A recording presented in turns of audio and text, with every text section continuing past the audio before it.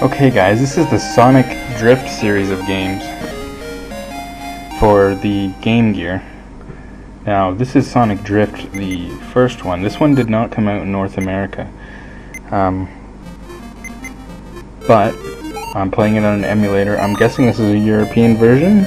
I don't see any Japanese in it, although I guess that doesn't necessarily mean anything. Keep in mind this is an 8-bit handheld. This is the Game Gear we're talking about, so this isn't going to be any Mario Kart killer, but it's not bad once you get used to it, and it does take some getting used to. There's really no sensation of the speed. It doesn't feel like your kart is on the road.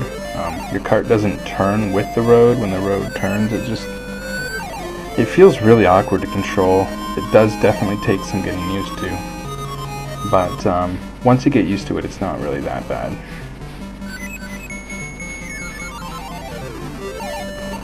So as you can see, this is basically a Mario Kart clone, in that they took their popular franchise, in this case obviously Sonic, and turned it into a kart racing game.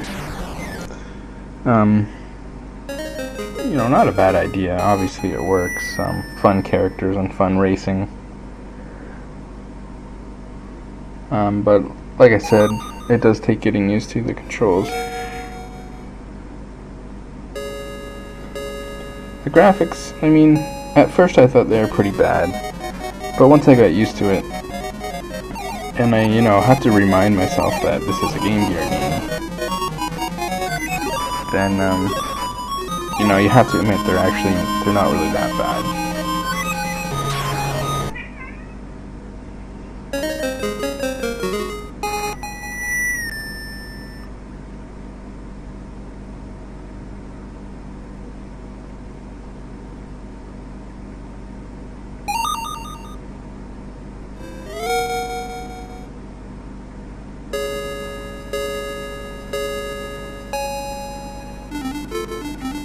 There's a lot of levels in these games, but they're certainly not very big. It doesn't take long to do 3 laps on these little tracks. Once again, it may be a limitation to the game.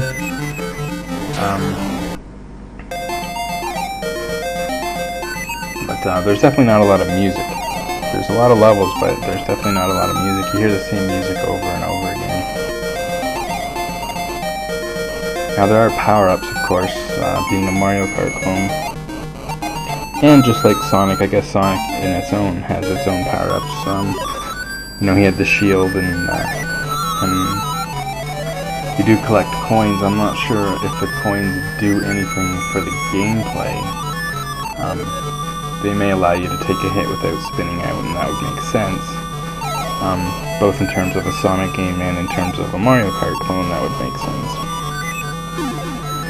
But the power-ups in this one, mainly there's a speed boost, and there's your shield sort of invincibility.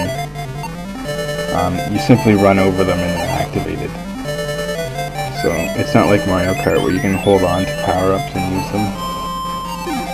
That would have helped the game, but it's still decently fun once you get used to the controls.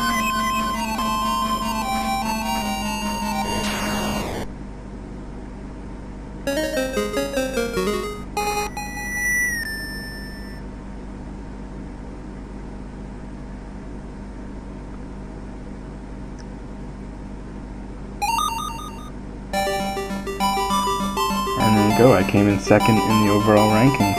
Not bad, not bad, not bad.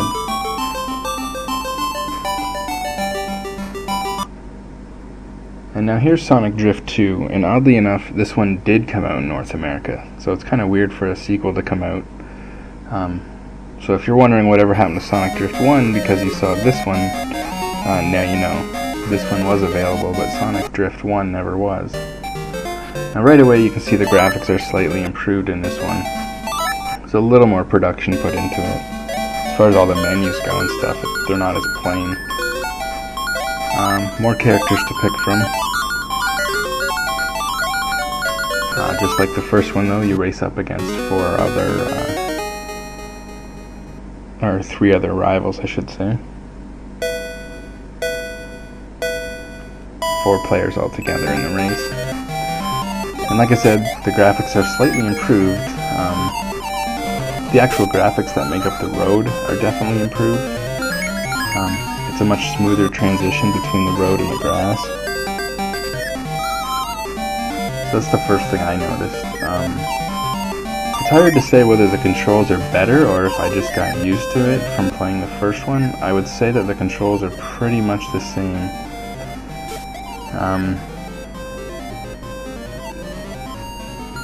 Yeah, so the graphics are a little better, but the controls are still the same. If you picked up this one and you hadn't played the first one, you might not like the gameplay at first, but you do have to just get used to it.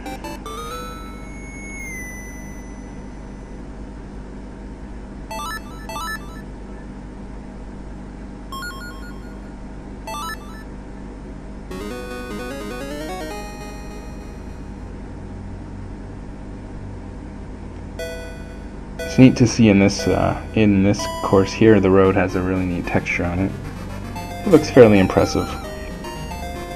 Like I said, this is an 8-bit handheld. You can't compare it to Mario Kart, or, you know, really any racing game on the Genesis or Super Nintendo. You have to compare this more to Sega Master System or NES games. And once you do that, you do realize that this is a pretty good looking game. It's just your initial reaction is to compare it to Mario Kart, because obviously it's a Mario Kart clone.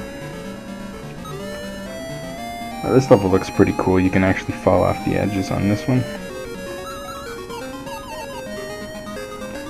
And as you can see, this one's not a circuit, so you don't do laps. You just gotta get from the beginning to the end of this course, which is something I didn't see in the first one. All the races were circuits, 3 laps, and some of the races in this sequel some of them are circuits and some of them are sprints.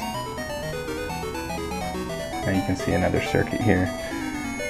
The power-ups in this one you actually use when you want to use them, so it's more like Mario Kart in that aspect. When you pick up like a speed boost. Oh, that's a cool thing I wanted to show too, is the banking in this level. There's another one coming up if I don't stop getting hit by stuff.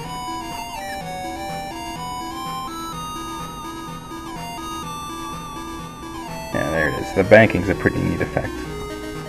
But as I was saying, you can pick up your like speed boost and invincibility power-ups in this one, and you can use them at any time. They're not automatically used just because you run over them like they are in the first one. That's one other thing they changed.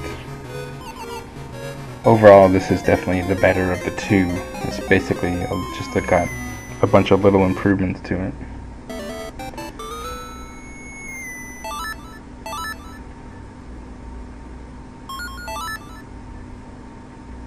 But the one thing I really want to know is if they had planned this Sonic Kart, this fun go-karting character Mario Kart clone, and it worked decently well on the Game Gear, why didn't they bring this out on the Genesis? I mean, a Sonic Kart game would have been awesome on the 16-bit Sega Genesis. It's too bad that Sega never released anything like that.